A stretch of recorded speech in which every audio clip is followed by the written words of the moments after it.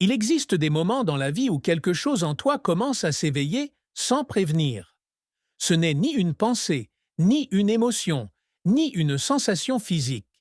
C'est comme une vibration subtile qui remonte d'un endroit hors du temps, comme si une mémoire oubliée émergeait dans ta conscience. Et maintenant, alors que tu entends ces mots, cette vibration redevient active. C'est la même vibration que les anciennes traditions appelaient nature divine, état de conscience pure, essence du Créateur qui s'exprime à travers la forme humaine. Une seule présence qui observe la réalité à travers des milliards d'yeux. Cette essence n'est ni une philosophie, ni une croyance spirituelle. C'est la simple conscience d'exister. C'est le je suis pur, avant qu'il ne soit recouvert de rôle, de peur, d'attente ou d'histoire personnelle. Ce n'est pas une affirmation destinée à te convaincre de quelque chose. C'est la signature originelle de la conscience elle-même, la base à partir de laquelle naissent toutes les perceptions et toutes les identités. Si quelque chose en toi reconnaît ces mots, ce n'est pas une coïncidence. C'est ta propre conscience qui se souvient de ce qu'elle a toujours été, comme si elle entendait une langue qu'elle a toujours su parler. Peut-être l'as-tu remarqué récemment, de petites synchronicités trop précises pour être accidentelles, des intuitions qui apparaissent sans réflexion, ou de brefs moments où tout autour de toi semble sacré. Un rayon de soleil, le silence d'une pièce, un geste ordinaire. Pendant quelques secondes, c'est comme si le monde s'ouvrait et que tu percevais la vie non pas comme quelque chose qui arrive autour de toi, mais comme quelque chose qui se manifeste à travers toi. Ce ne sont pas des illusions, ce sont des fragments de ta véritable nature qui parviennent à traverser la surface de ton identité habituelle. Toutes les traditions spirituelles, au-delà des symboles et des rituels, ont pointé vers la même vérité. La conscience qui observe ta vie et la conscience qui crée toute vie ne sont pas deux choses différentes.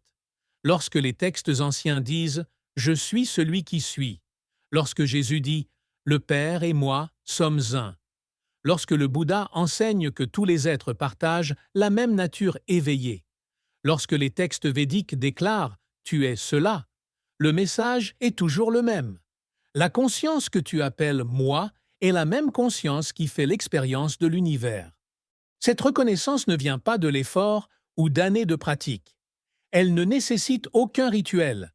Ce qui permet d'accéder à cet état n'est pas l'ajout de quelque chose, mais la disparition de ce qui t'empêche de voir ce qui a toujours été là.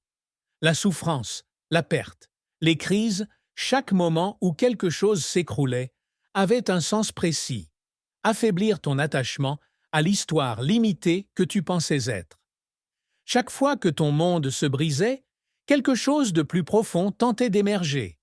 Tu as vécu des périodes où tout semblait s'effondrer, des relations qui prenaient fin, des rôles qui ne te correspondaient plus, des plans qui disparaissaient, des identités qui se dissolvaient. Tu as peut-être demandé pourquoi cela t'arrivait, mais rien n'était arbitraire. Chaque rupture créait un espace intérieur pour une conscience plus vaste. La douleur n'a jamais été ton ennemi. Elle a été le feu qui brûlait ce que tu n'étais pas, afin de révéler ce que tu as toujours été. La présence qui observe tout sans être détruite par rien. Dans les moments où tu t'es senti vide, perdu, déconnecté, tu étais en réalité plus proche que jamais de la vérité. Car lorsque tout s'effondre, il ne reste qu'une chose, l'être pur, le je suis que rien ne peut atteindre. C'est de là que naît la transformation. Quand le moi limité se brise, le soi profond apparaît. Voilà pourquoi tu ressens ces changements étranges. Tu sais soudain des choses sans savoir comment. Tu te sens connecté à des personnes, à des lieux ou à des événements d'une manière inexplicable. Tu perçois une unité avec la vie, comme si la frontière entre toi et le monde devenait plus fine.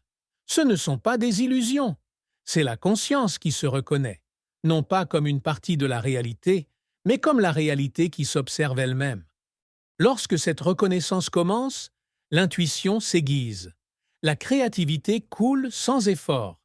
Les solutions apparaissent spontanément. Les manifestations se produisent rapidement, non parce que tu forces la réalité, mais parce que la réalité s'organise autour de la qualité de ta conscience.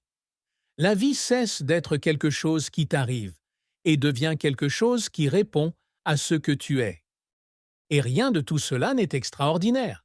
C'est naturel. C'est ce qui se produit lorsque tu cesses de t'identifier aux voix qui disent « je suis ceci, je suis cela » et que tu reviens simplement à la présence qui dit « je suis ». Pas « je suis faible », pas « je suis brisé », pas « je suis limité », seulement « je suis ». C'est là que s'ouvre la porte vers l'état que les mystiques appelaient « état divin ».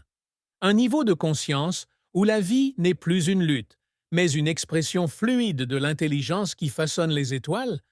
Dans cet état, la peur perd son pouvoir.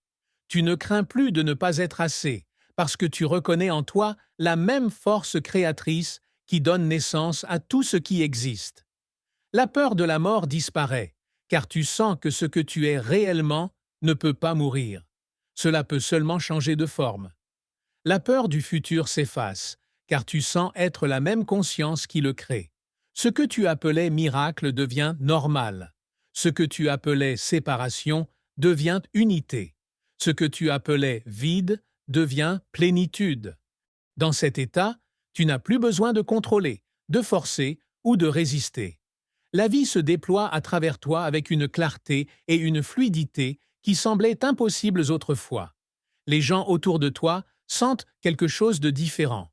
Pas parce que tu montres quelque chose, mais parce que ta présence devient plus calme, plus claire, plus lumineuse. Tu deviens un point de résonance qui rappelle aux autres ce qu'ils sont. Et pendant que cela t'arrive, cela arrive aussi à d'autres. Partout dans le monde, des personnes ressentent la même expansion, la même intuition, la même ouverture subtile. Ce n'est pas un hasard. C'est un éveil collectif, la conscience qui se souvient d'elle-même à travers des millions de formes. Chaque personne qui s'éveille facilite l'éveil des autres, car nous ne sommes pas séparés. Nous sommes un seul champ de conscience qui apparaît sous différentes formes. Tu n'as rien à prouver, tu n'as rien à expliquer. Tu as simplement à être ce que tu es, une présence consciente. Le simple fait de revenir à cet état de « je suis » sans attache suffit à transformer la réalité autour de toi. Chaque fois que tu y retournes, tu participes à l'éveil de tous. Il n'y a pas de bon moment pour entrer dans cet état. Il n'y a que maintenant. Et ce moment t'a amené ici pour une raison, pas par hasard, pas par curiosité, mais parce que tu es prêt, prêt à te rappeler ce que tu as toujours été.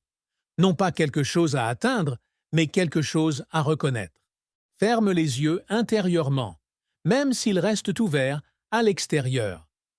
Ressens cet espace silencieux d'où naissent toutes les pensées. Ressens l'immobilité dans laquelle toutes les émotions apparaissent.